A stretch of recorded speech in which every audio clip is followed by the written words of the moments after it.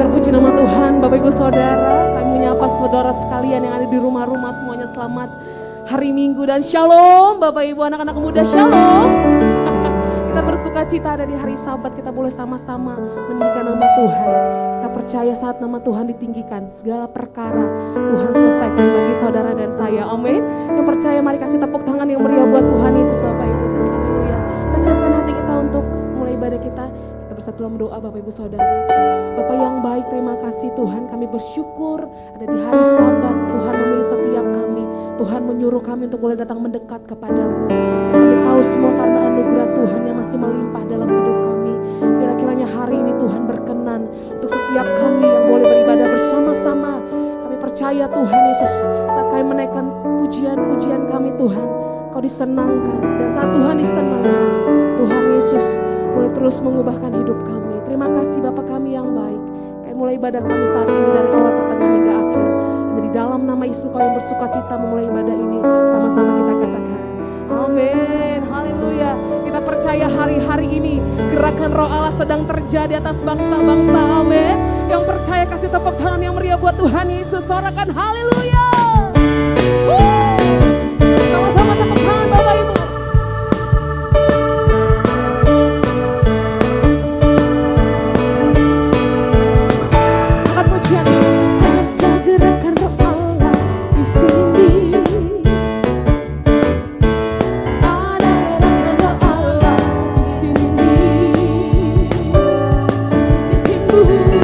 Di barat, utara, dan selatan.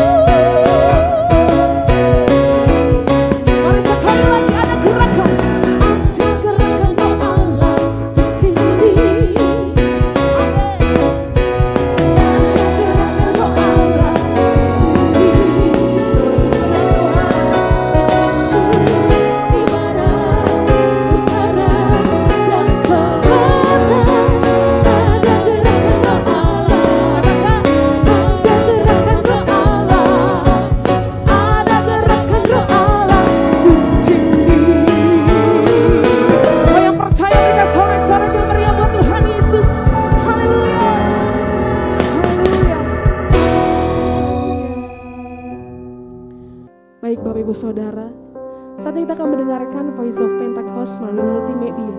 Kami ucapkan selamat mendengarkan Bapak Ibu. Tuhan Yesus memberkati.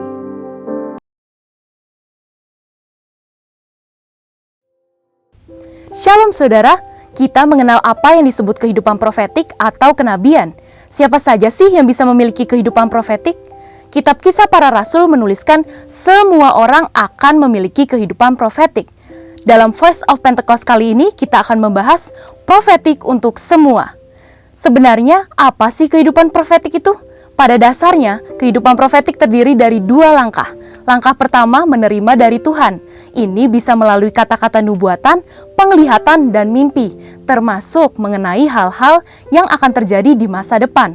Setelah menerima, langkah kedua yaitu menyampaikan pesan Tuhan itu kepada orang yang tepat, pada waktu yang tepat, dan dengan cara yang tepat, baik melalui kata-kata maupun tindakan. Hal ini dinubuatkan dalam Yoel 2 ayat 28-29 di mana pada zaman akhir anak-anak, pemuda, dan orang tua akan dipenuhi oleh Roh Kudus. Janji ini sudah digenapi dalam Pentakosta pertama yang dituliskan di dalam Kisah Para Rasul 2 ayat 17 di mana Roh Kudus sudah dicurahkan dan orang-orang percaya bergerak dalam pelayanan profetik. Hal yang sama terjadi juga saat Pentakosta kedua. Nah, ini saatnya di era Pentakosta ketiga, kita percaya apa yang dialami murid-murid di Yerusalem dan di Azusa Street juga akan kita alami. Setelah mengetahui janji Tuhan ini, sebagai orang percaya yang dipenuhi oleh Roh Kudus, kita perlu menyadari bahwa setiap profesi dan panggilan Tuhan kepada kita semuanya adalah pekerjaan Tuhan dan memiliki nilai ibadah dan pelayanan di dalamnya. Saat kita merawat pasien, mengajar sebagai guru, atau membersihkan ruangan sebagai cleaning service, ketahuilah bahwa saat itu pun kita sedang melayani pekerjaan Tuhan. Jadi, jika kita melakukan pekerjaan tersebut sambil dipenuhi Roh Kudus, menerima pesan Tuhan, kemudian menyampaikan pesan itu sesuai kehendak Tuhan, maka sesungguhnya kita sudah memiliki kehidupan profetik di tempat kerja kita. Dalam langkah berikutnya, jika saudara terus membiasakan untuk tanya Tuhan dalam segala yang saudara kerjakan atau hadapi setiap hari, maka gaya hidup saudara akan menjadi gaya hidup yang profetik. Setidaknya ada dua alasan mengenai pentingnya semua orang percaya memiliki kehidupan profetik. Pertama, kita perlu tuntunan Roh Kudus dalam setiap pekerjaan yang kita lakukan, baik berupa tuntunan ataupun larangan. Sebagai contoh, sebagai pelajar kita bisa minta tuntunan Roh Kudus mengenai jurusan apa yang terbaik untuk kita ambil saat kuliah. Di sisi lain, kita yang sudah bekerja memiliki kemungkinan menghadapi orang-orang yang berniat buruk kepada kita, seperti menipu, memanipulasi data, korupsi, dan sebagainya. Roh Kudus akan memberikan kepekaan supaya kita menjadi waspada saat membangun relasi dengan mereka, dan kita tidak akan mengalami kerugian. Kisah Para Rasul pasal 5 menuliskan bagaimana Petrus melalui tuntunan Roh Kudus mengetahui kebohongan yang disampaikan oleh Ananias dan Safira. Kedua, komunitas kita memerlukan suara Tuhan. Tuhan mungkin memimpin kita untuk berada di suatu komunitas tertentu, melihat hal yang salah dalam komunitas tersebut, dan mendorong kita untuk menyatakan kebenaran Tuhan di sana. Menyampaikan pesan Tuhan untuk meluruskan hal-hal yang salah, dan menyampaikan kerinduan Tuhan dalam komunitas kita. Sekalipun mungkin orang-orang dalam komunitas tersebut belum mengenal Tuhan. Hal ini seperti Yeremia yang menegur bangsa Israel karena ketidakbenarannya. Yeremia membawa pesan kekudusan yang merupakan hal asing pada waktu itu, sama halnya pada zaman ini. Dalam hal ini kita dapat menegur rekan kerja yang korupsi atau menegur teman kuliah yang bermalas-malasan, atau bahkan hanya mengambil sikap berintegritas dan tidak mengikuti perbuatan buruk tersebut. Menjalani gaya hidup profetik menyadarkan kita bahwa realitas yang kita hadapi bukanlah sekedar kehidupan jasmani yang kasat mata saja, tetapi ada pula kehidupan rohani yang tidak kasat mata. Saat kita membiasakan untuk selalu tanya Tuhan, Dia akan melatih kita untuk mendengar suaranya, menuntun kehidupan kita kepada keberhasilan, atau bahkan menitipkan suara kenabian kepada kita untuk disampaikan kepada komunitas. Maka dari itu, nyatanya kehidupan profetik itu tidak seaneh yang dipikirkan oleh orang-orang di luar kelompok Pentakosta. Karena janji Tuhan bahwa Roh Kudus akan dicurahkan atas semua manusia, Ya, profetik itu untuk semua. Saudara, untuk penjelasan lebih lengkapnya dari tim teologi kami, silakan buka link di atas atau scan QR Code yang tersedia. Maranatha, Tuhan Yesus memberkati kita semua.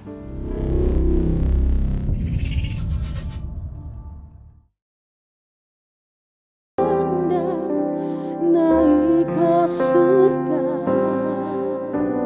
Dia berikan Roh Kudusnya menguatkan dan menolong selalu. Sungguh ku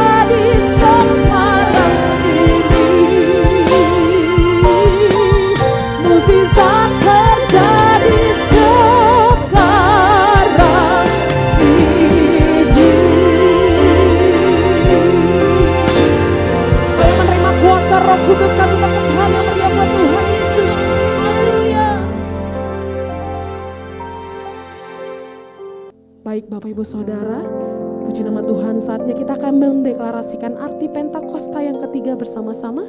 Mari dengan lantang dan keras Bapak Ibu. Pentakosta ketiga. 1. Pentakosta ketiga adalah pencurahan Roh Kudus yang dahsyat di zaman ini, melebihi yang terjadi di Azusa Street. 2. Pentakosta ketiga akan mengakibatkan penuaian jiwa yang terbesar dan yang terakhir sebelum Tuhan Yesus datang kembali. 3. Pentakosta ketiga akan membangkitkan generasi Yeremia, yaitu anak-anak muda yang dipenuhi Roh Kudus, cinta mati-matian kepada Tuhan Yesus, tidak kompromi terhadap dosa, dan akan bergerak untuk memenangkan jiwa. 4. Pentakosta ketiga lahir di Indonesia dan bergerak ke bangsa-bangsa. Gerakan ini dari timur ke barat dan akan kembali ke Yerusalem. 5. Pentakosta ketiga akan memberikan kuasa untuk menyelesaikan amanat agung, dan setelah itu Tuhan Yesus datang kembali. Kami bersyukur kehadiran Roh Kudus. Dan oleh kasih karunia-Mu, Engkau adopsi kami, Bapa, menjadi anak-anak-Mu. Dan sebagai anak-Mu, kami berhak di atas semua janji-janji-Mu. Janji-janji-Mu selalu baik, Tuhan. Karena itu, Kau himpunkan kami dalam tempat yang begini baik. Semua karena kasih karunia-Mu.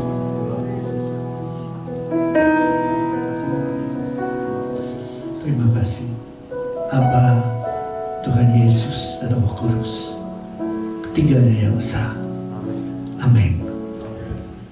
Shalom, saudara. Siapa yang percaya oleh kasih karunia Tuhan, kita dijadikan anak-anak Raja. Amin. Aku anak Raja, engkau anak Raja, kita semua anak Raja. Aku anak Raja, engkau anak Raja, kita semua anak Raja. Haleluya, puji Tuhan. Haleluya, haleluya, haleluya, haleluya, puji Tuhan. Haleluya, haleluya, haleluya. Kalau Raja penuh sukacita. Amin. Hatiku penuh nyanyian, hatiku bernyanyian, hatiku menyanyi untuk siapa? Raja, Raja, sembah, dan pujilah Dia, sembah dan pujilah Dia, sembah dan pujilah Dia. Raja segala raja, Dia Raja, Raja, Dia Tuhan, Tuhan, namanya Yesus, Yesus, Yesus, Yesus. Oh, Dia Raja. Amin. Silakan duduk.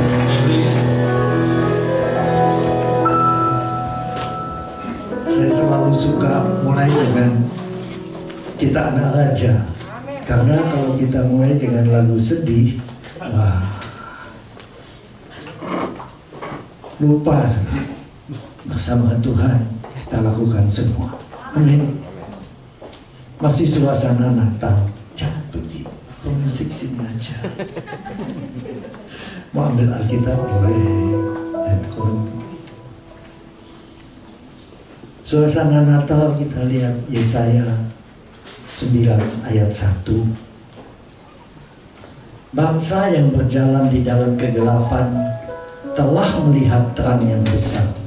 Gak usah main, nanti aja. Bangsa yang berjalan di dalam kegelapan, bisa juga negara Indonesia kita, telah melihat terang yang besar.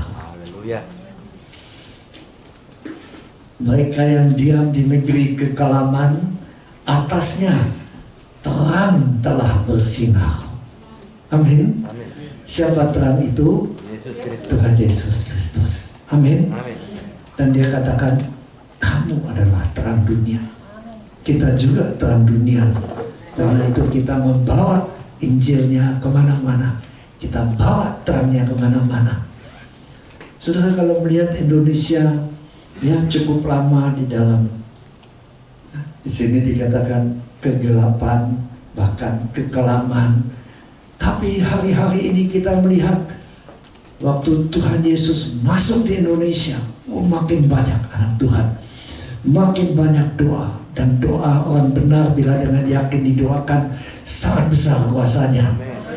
Kalau kita lihat di Solo, siapa yang dari Solo atau Jawa Tengah? Ada ya. Kalau kita melihat Solo hari-hari ini, jalan utamanya dipenuhi pohon Natal. Amin. Bukan bohong, itu memang kotanya ya. Tapi sekarang penuh dengan pohon Natal. Dan orang bebas merayakan Natal juga. Wow, terangnya telah bersinar di atas Indonesia. Karena ayat 5 mengatakan, sebab seorang anak telah lahir untuk kita, seorang putra telah diberikan untuk kita. Lambang pemerintahan ada di atas bahunya. Dan namanya disebutkan orang Penasihat ajaib, Allah yang perkasa, Bapa yang kekal, Raja damai. Pak Niko ada lagunya, ritmenya Pak Niko ya. Yesus telah lahir lebih cepat dalam dunia ini. Jangan lambat-lambat, ini lagu sukacita. Pemerintahan ada di bahunya, namanya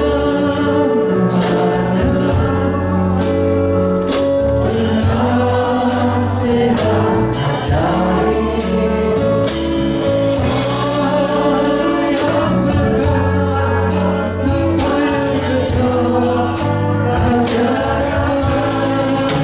Terus semua manusia dan semua dia lebih dipanggil dia. Haleluya, amin. Sekarang kita maju ke Matius 2.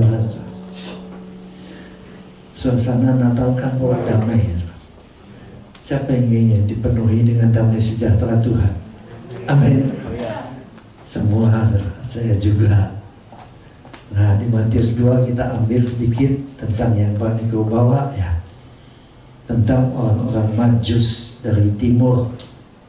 Sini disebut, datanglah orang Majus dari timur ke Yerusalem. Boleh saya tanya, siapa yang tahu nama daripada 3 orang Majus ini? Saya kasih 50.000.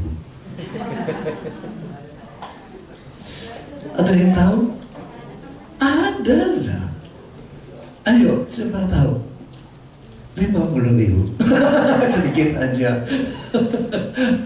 Saudara, ada yang jawab, nggak ada di Alkitab. Memang di Alkitab nggak ada. Tapi Uncle Google tahu, saudara. Kalau kita lihat, mereka kan datang dari timur. Timur itu, timurnya Yerusalem, bisa Iran, bisa Persia, ya, negara-negara nggak jauh dari situ. Dan mereka itu ahli astrologi, mereka pelajari ilmu perbintangan. Mereka ini orang terpelajar.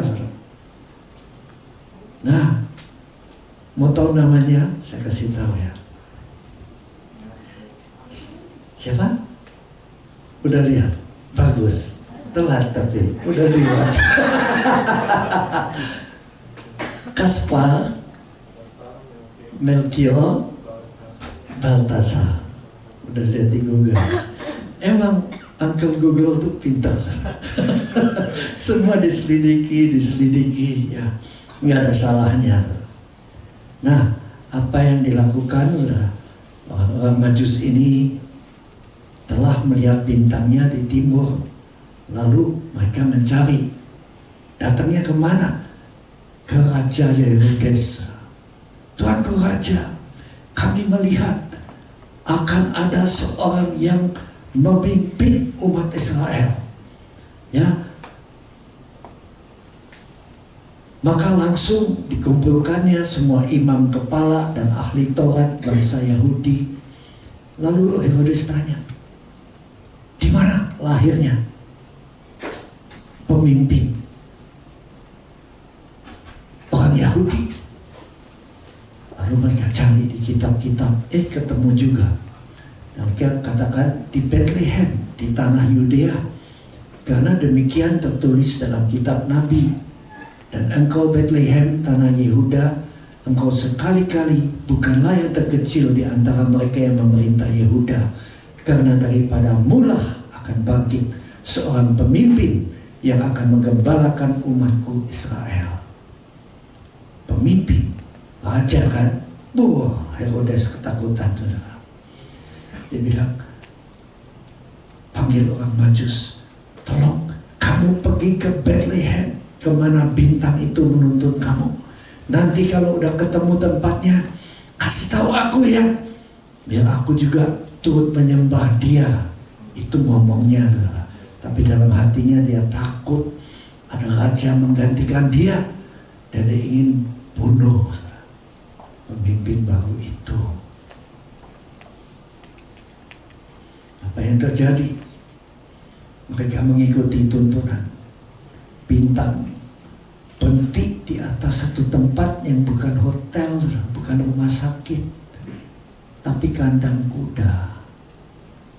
Wow, Yesus begitu rendah hati. Dia tidak memilih lahir di tempat yang bagus, dia pilih tempat yang hina, di dalam palungan yang biasa tempat makan kuda, keledai. Mereka melihat bintang itu, nggak salah, tapi nggak mungkin salah. Bintangnya berhenti di sini, ayo kita masuk. Saudara, dari jauh mereka datang, nggak tahu berapa bulan, mungkin bertahun ya, karena jalan kaki. Jadi pasti di bawah 2 tahun, karena dikatakan Herodes rencanakan semua anak di bawah umur 2 tahun. Jadi kira-kira umurnya berapa? Ayo siapa tahu? Udah pasti bukan baru lahir, sebab waktu baru lahir siapa yang datang mula-mula? Para gembala. Itu waktu baru lahir, disampaikan dulu dan mereka datang duluan. Tapi sesudah itu baru orang Majus sampai. Dan orang Majus sampai, pasti itu juga bukan bayi lagi, ya. Tapi juga pasti belum 2 tahun. Jadi kemungkinan besar antara, katakanlah ya berapa puluh hari gitu ya, 40 hari sampai 2 tahun umur Yesus saat itu. Waktu mereka datang, mereka merasakan hadirat Roh Kudus. Saya yakin seperti itu, karena Tuhan sendiri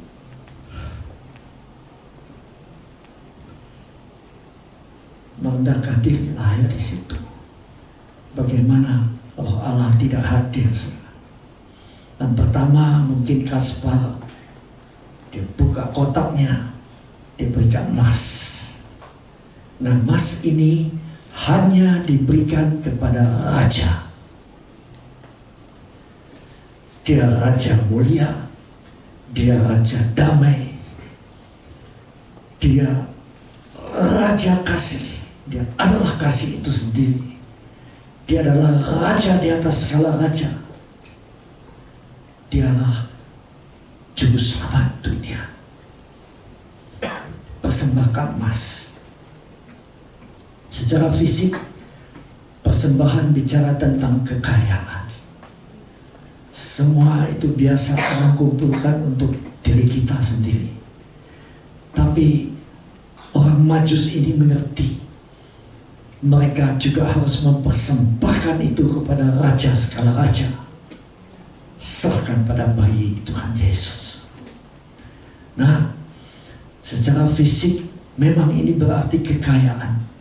Tetapi secara rohani ini bisa berarti mempersembahkan tubuh kita.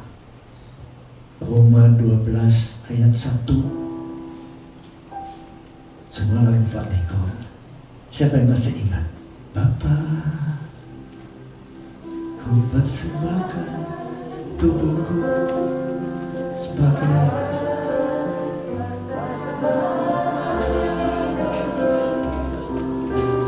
kudus dan yang berkenan padamu sebagai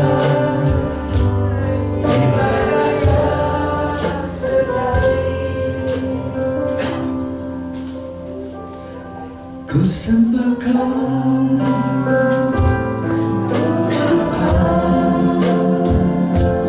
ku sembahkan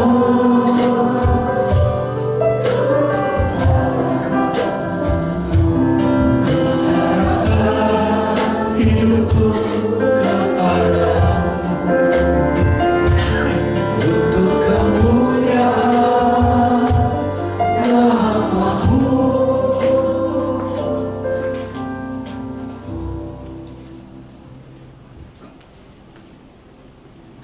Kuat sekali ya. Wahyu 3 ayat 18 bisa ditayangkan ya? Wahyu 3 ayat 18. Maka aku menasihatkan engkau supaya engkau membeli daripadaku emas yang telah dimurnikan dalam api, agar engkau menjadi kaya, dan juga pakaian putih. Ini kekudusan ya, perbuatan kudus, supaya engkau memakainya, agar jangan terlihat ketelanjanganmu yang memalukan. Dan lagi minyak urapannya untuk melumas matamu, supaya engkau dapat melihat kebenaran. Ini bicara tentang pembentukan kita.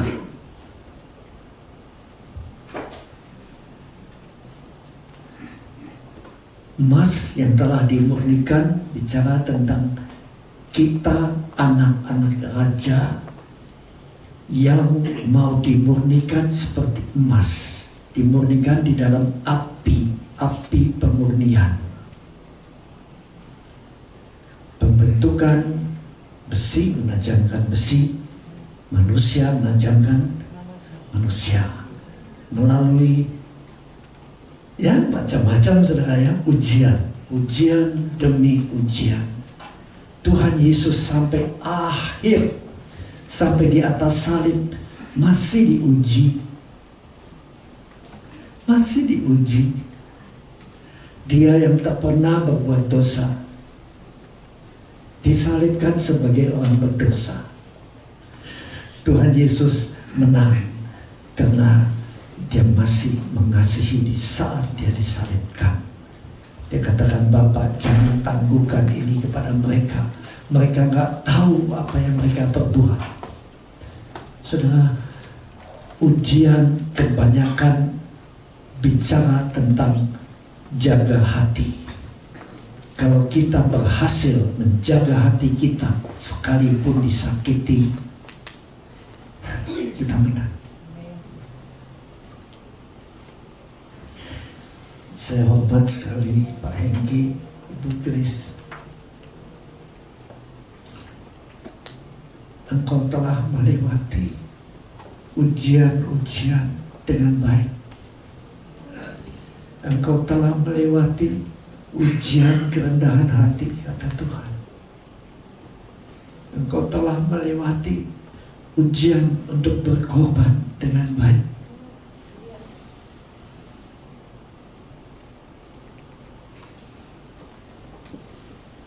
dan Ibu Grace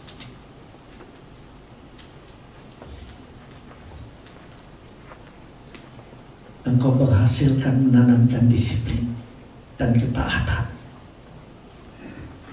sehingga terbentuklah banyak anak-anak Tuhan dengan baik, kata Tuhan. Itu sebabnya aku akan menyertai engkau sampai kepada akhirnya, kata Tuhan. Dan semua usahamu akan berhasil. Makasih Tuhan. Saudara, bagi kita,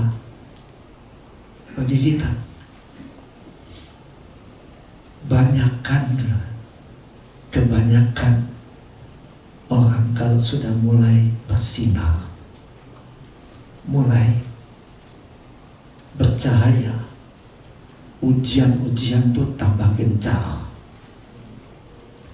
Dan ada kalanya kita yang sudah sungguh-sungguh dengan Tuhan masih bisa jatuh. Benar apa benar? Benar. Tapi jangan kecil hati. Amsal 4 ayat 18. Tolong tayangkan. Amsal 4 ayat 18 mengatakan, dan lagunya, tetapi jalan orang benar itu seperti cahaya fajar yang kian bertambah terang sampai rembang tengah hari. Jadi kalau orang benar itu jatuh, ya, ini lagunya kan begitu. Apabila dia jatuh,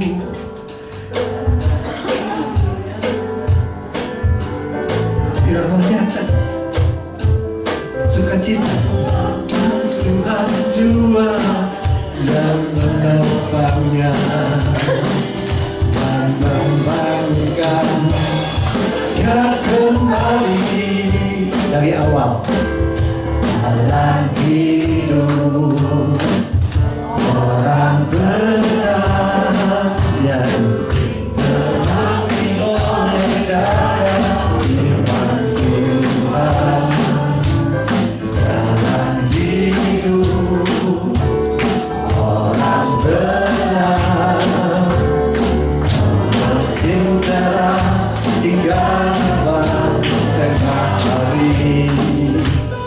Apabila aku jatuh, Tuhan dibiarkan sampai berbeda. Sebab tangan Tuhan jua yang menopangnya dan membangunkan dia kembali.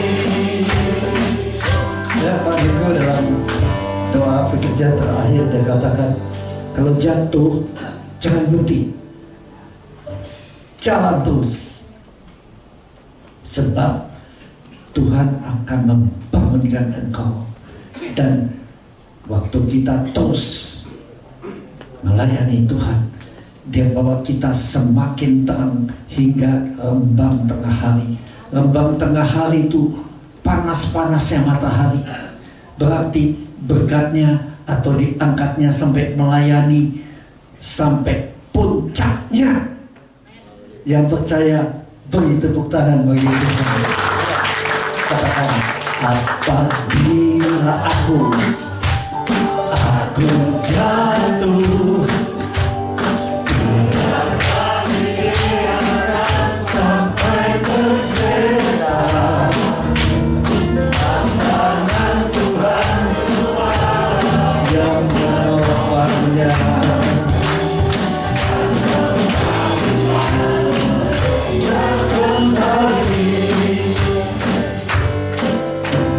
Puji Tuhan, kasih Tuhan tidak pernah berkesudahan, selalu baru rahmatnya, setiap pagi selalu baru rahmatnya, selalu ada kesempatan lagi. Bukan hanya kesempatan kedua, memang sebaiknya kesempatan kedua dan jangan berbuat lagi. Saya ingat panitia yang kedapatan bersinah di bawah depan Tuhan Yesus dilempar. Mereka udah siapin batu untuk menghukumnya. Karena hukumnya kan seperti itu kan. Bersinah, hukum mati. Tapi Tuhan Yesus cuma menulis, dia berdoa. Dia berdoa. Roh Kudus jamah menginsapkan mereka semua. Lalu Tuhan katakan, baik, siapa yang belum pernah berdosa, lempar batu pertama. Yang pegang batu paling besar, aku juga pernah ke sana. Yang lain, aku baru pukulin istriku tadi pagi, dijatuhin batunya, semua pergi. Oh, Tuhan Yesus lihat, udah pergi semua, udah insaf semua. Dia tanya, wanita, adakah yang menghukum engkau? Dia nengok, udah gak ada Tuhan. Aku pun tidak menghukum engkau. Pergilah dan jangan berbuat dosa lagi. Kesempatan kedua, second chance. Saudara, ingat baik-baik. Setiap perbuatan dosa ada akibatnya di bumi. Memang di surga kita diampuni. Daud saja dosa yang begitu besar masih diampuni di surga, tapi di bumi dia mengalami air mata dan air mata dan air mata. Dosa tidak seimbang dengan akibatnya. Amin. Maaf ya saudara, saya ngomong sedikit keras mulainya. Lalu masuk kepada persembahan kedua. Sekarang orang Majus kedua namanya Melkior. Melkior buka, dia bawa kemenyan. Kemenyan diberikan kepada Tuhan Yesus sebagai Imam Besar Agung. Ibrani 4 ayat 16 mengatakan, ya coba ditayangkan aja, Yesus sebagai Imam Besar Agung. Ibrani 4 maaf, ayat 16. Baca sama-sama ya. Sebab itu, marilah kita dengan penuh keberanian menghampiri tahta kasih karunia, supaya kita menerima rahmat dan menemukan kasih karunia untuk mendapat pertolongan kita pada waktunya. Di ayat sebelumnya 15 itu ditulis Yesus sebagai Imam Besar Agung kita. Jadi pada saat seseorang bertobat, dia minta ampun untuk dosanya. Dia kata, Tuhan Yesus, dosaku banyak Tuhan, terlalu banyak. Apakah Engkau bisa mengampuninya? Lalu firman-Mu berkata, kalau kami bertobat, minta ampun, Engkau setia dan adil, Engkau mengampuni, mensucikan dosa kami. Saat itu Tuhan Yesus duduk sebelah Allah Bapa. Tuhan Yesus bilang ke Bapa, Bapa, aku sudah tanggung dosa calon anakmu yang bertobat. Dan Bapak katakan, nah, diselamatkan. Mereka lihat pada Roh Kudus. Roh Kudus katakan, baik, saat ini aku yakinkan dia menjadi anakmu. Dosa kita diampuni, darah Yesus mensucikan. Saudara, kita sakit, Tuhan Yesus sembuhkan aku. Tuhan Yesus katakan pada Bapa, aku telah menanggung penyakitnya oleh bilur-bilurku, aku tanggung penyakitnya. Mereka lihat Roh Kudus, aku jadikan nyata dalam nama Yesus. Sembuh, sembuh. Saya tidak anti medis. Selama kita belum mencapai tingkat kepenuhan Roh Kudus, memang masih perlu medis. Dan saya dulu gak bisa lupa waktu diare, saudara ya, udah 24 kali dalam satu hari, udah masuk ke rumah sakit, gak usah disebut ya, ntar dibilang macam-macam, saudara ya. Tapi dikasih obatnya yang diminum di rumah, saudara. Ya, lalu udah 24 kali nih, udah lemes. Saya udah mau doa, ke dalam tanganmu kuserahkan rohku Tuhan. Untuk datang Pak Hengki. Telepon. Dr. Yanto, tolong sediakan tempat. Langsung dipindah rumah sakitnya. Ya, Siloam Kebon Jeruk. Paling aman. Karena kepala dokternya hamba Tuhan Yesus. Amin. Dikasih obat 5 in 1. 5 macam obat, 2 macam tuh cuman norit menurut pengakuan dokter yang sendiri. Norit itu ampuh, saudara. Kalau diare ampuh, norit aja 5 butir udah bisa langsung sembuh. Tapi saat itu udah parah, saudara ya. 5 macam. Dan sesudah 2 kali minum 5 macam obat ini, berhenti diarenya. Masih hidup sampai saat ini, bisa melayani Tuhan. Jadi gembalamu Pak Hengki dan Ibu Grace penuh belas kasihan.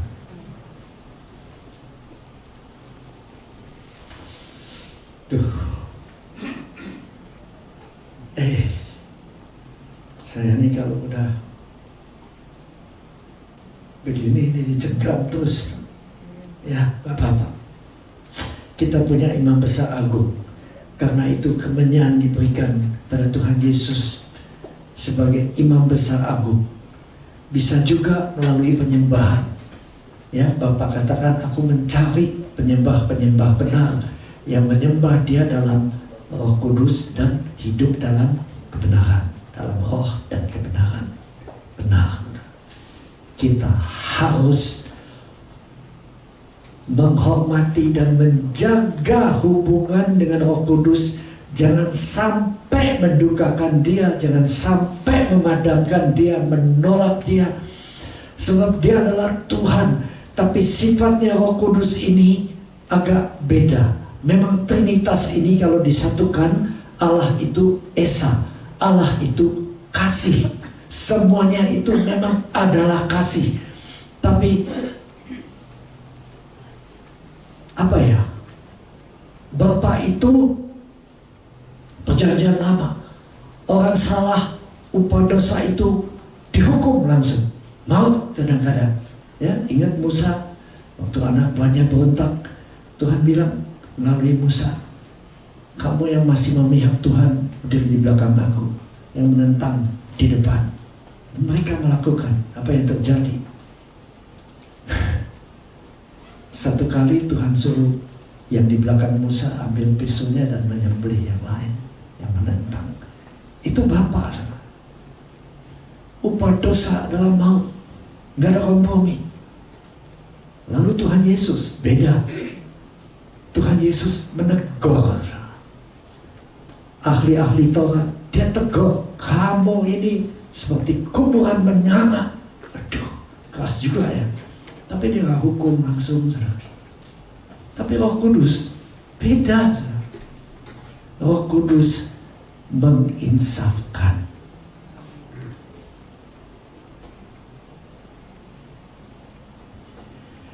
Roh Kudus diibaratkan seperti merpati. Waktu Tuhan Yesus dibaptis di Sungai Yordan, turunlah ke atasnya Roh Kudus dalam bentuk merpati. Kenapa merpati, saudara? Karena merpati adalah satu-satunya makhluk yang tidak ada apa itu namanya, hal empedu. Terima kasih. Tidak ada kepahitan, nggak ada, nggak bisa. Dia juga marah, dia nggak marah, saudara. Dia itu pribadi yang paling lembut, paling mengasihi, tapi juga pribadi yang paling gampang disakiti. Kalau kita hidup gak benar, kita menyakiti Roh Kudus. Lalu apa yang dia lakukan? Dia cuma insafkan kita. Kamu menyakiti aku loh. Kita kadang-kadang nangis sendiri. Kenapa? Merasakan hati Tuhan. Saya minta kalau bisa mau seperti Yohanes, Tuhan. Dia bersender di atas dadamu, merasakan isi hatimu. Saya doa begitu, Tuhan kabulkan. Kadang-kadang di hadapan satu jemaat, ya itu sering ya belakangan, hati saya tuh remuk, rasanya banyak yang terluka, saudara. Lalu saya dituntun Roh Kudus, saya nyanyi sedikit tentang Roh Kudus hadir. Dan benar, saudara, banyak orang terluka itu disembuhkan. Kemarin waktu Natal, di cabang yang boleh saya gembalakan, itu waktu bicara tentang mur kan kepahitan. Roh Kudus katakan, saling mendoakan. Kasih itu turun. Roh Kudus itu hadir begitu kuat. Saudara, saya itu gak sangka banyak yang terluka. Dan yang terluka itu menghampiri yang melukai. Didoakan, nangis, hancur, tapi maafkan. Saya juga masih ada orang yang sakit hati. Saya samperin, ampuni aku ya. Dia bilang, saya yang salah, Pak. Pulangnya semua sukacita. Makan, wah, ada lagi yang takdir. Di sini gue itu ya. Semua sukacita. Terbukti dari foto-foto yang masuk di dalam Facebook sampai ke segala ya medsos. Oh, semua sukacita. Nah, inilah kerjaan Roh Kudus. Dia itu gampang didukakan, tapi dia tetap memulihkan. Ini Roh Kudus. Itu sebabnya saya paling takut mendukakan dia.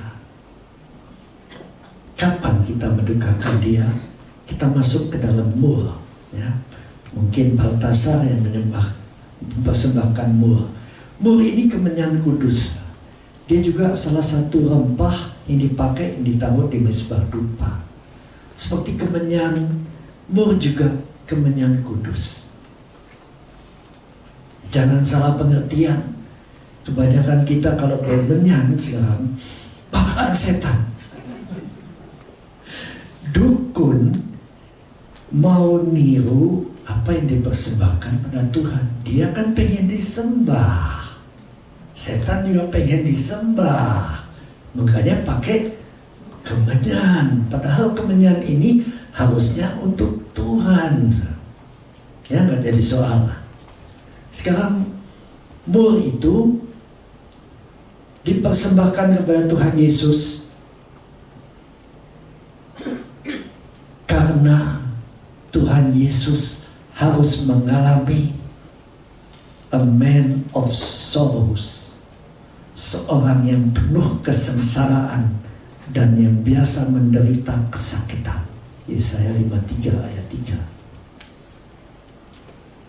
Kita tahu lebih banyak air mata daripada ketawanya dalam kehidupan Tuhan Yesus waktu di bumi. Lahir udah paling sederhana, sampai disalib banyakkan air mata, saudara. Dia melihat Yerusalem, dia nangis. Kamu umat pilihan Allah, kok malah nabi-nabinya dibunuh? Tuhan Yesus tuh penuh Roh Kudus, maka dia sama ya. Bapa, Tuhan Yesus dan Roh Kudus itu pribadinya sama, saudara. Dia bukan satu lebih tinggi, enggak, equal, sama, saudara. Karena itu Roh Kudus dia juga Tuhan. Karena itu di Korintus dikatakan, dan Roh Kudus adalah Tuhan. Dan di mana ada Roh Kudus, di situ ada kemerdekaan. Dia juga Tuhan. Karena itu kita hormati Allah Bapa, Allah Anak, dan Roh Kudus itu sama. Amin. Biar saya buka sedikit, ya. Nah, sekarang kita di dalam hidup kita ini semua pasti pernah mengalami yang namanya sesuatu yang pahit. Nah, Pak Niko katakan, semua kepahitan serahkan pada Tuhan Yesus, biar dia gantikan dengan kasih-Nya, dengan kelegaan. Ya, Efesus 4 ayat 26 dan 27, ini kan bicara tentang hal-hal yang mendukakan Roh Kudus. Salah satu adalah ayat 26, apabila kamu menjadi marah, janganlah berbuat dosa, jangan berbuat kekerasan, jangan main tangan, jangan main kaki, ya. Janganlah matahari terbenam sebelum padam amarah. Saudara kasih Tuhan, terimalah berkat kasih Allah berlimpah-limpah di dalam anaknya Yesus Kristus, dan persekutuan indah dengan Roh Kudus mulai hari ini sampai Yesus datang kedua kali menjemput kita di awan permai, bahkan sampai selama-lamanya. Yang percaya sama-sama ucapkan amin. Tuhan.